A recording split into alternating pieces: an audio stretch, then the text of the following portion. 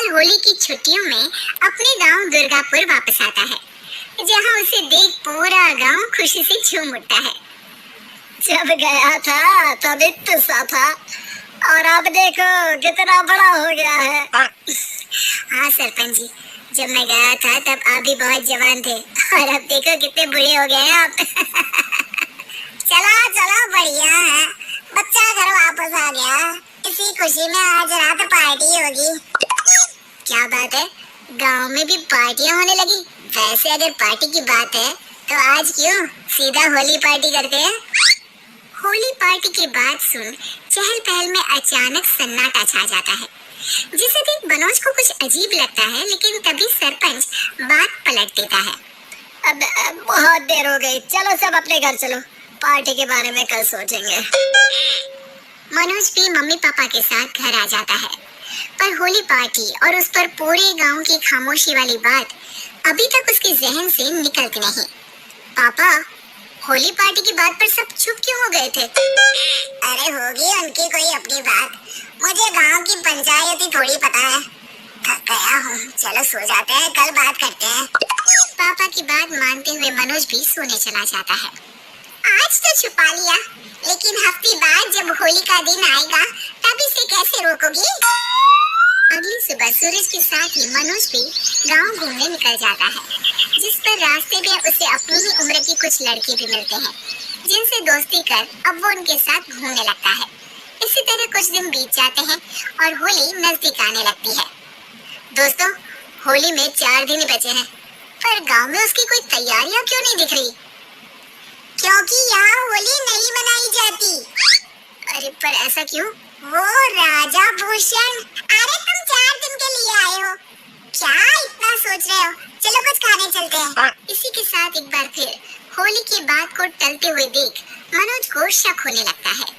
वो घर पहुंचते ही इंटरनेट पर अपने गांव और राजा भूषण के बारे में जानकारी निकालने लगता है। क्या? मुझे आज तक ये नहीं पता था। ऐसा कैसे? किसी ने मुझे कुछ बताया क्यों नहीं? सारी जानकारी लेने के बाद मनोज गांव वालों या अपने मम्मी पापा से कुछ पूछे बिना खुद ही उसकी सच्चाई के बारे में छानबीन करने लगता है, जिसके चलते वो राजा भूषण की हवेली में पहुंचता है। वाह, क्या हवेली है यार! पर क्या यहाँ सच में कोई भूत है? हेलो बुज्जी, कोई है क्या? हम इस साल गांव में होली सेलिब्रेट कर रहे हैं, क्या आप उस पर थोड़ा इंटरव्यू देंगे? मनोज के ऐसा बोलते ही गांव में तूफान उठ जाता है और हवेली में रखी सारी चीजें हिलने लगती है। एक अदृश्य शक्ति मनोज को धक्का देकर हवेली से बाहर निकाल दरवाजा बंद कर लेती है। ये सब देख मनोज हैरान रह जाता है। क्या अभी मुझे हवा ने धक्का देकर बाहर निकाल दिया?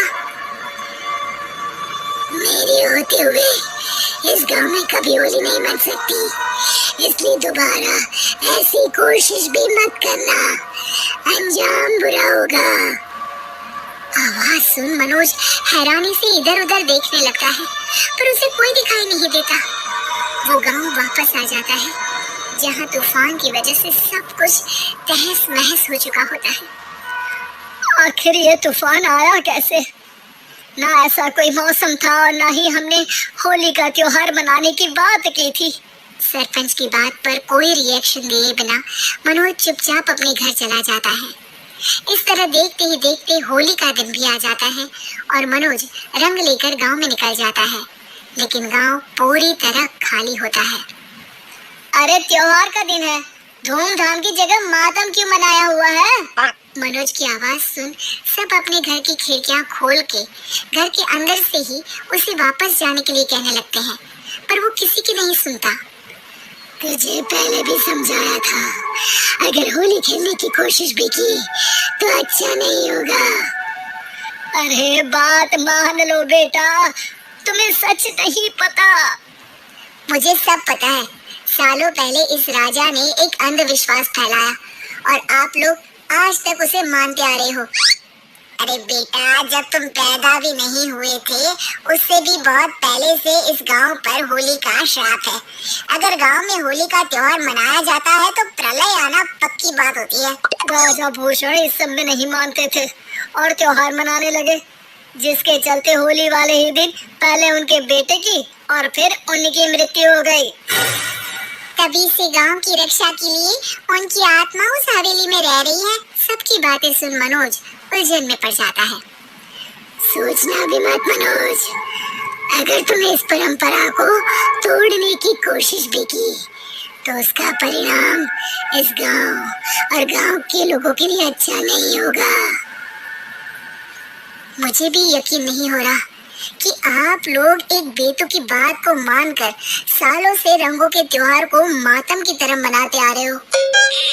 मनोज किसी की कोई बात न मानते हुए पूरे गांव में रंग बिखेर देता है, जिसके तुरंत बाद वहां तूफान के साथ बिजलियां गरजने लगती है। अचानक मौसम में ऐसा बदलाव देख जहां मनोज कंफ्यूजन में आ जाता है, वहीं गांव वाले डर से सहम जाते हैं।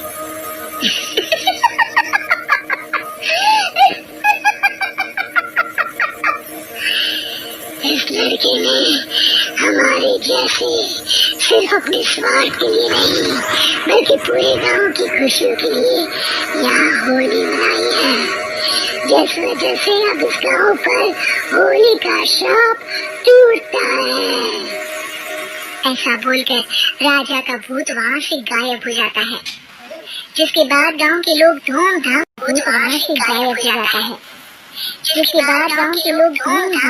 मनाते हैं।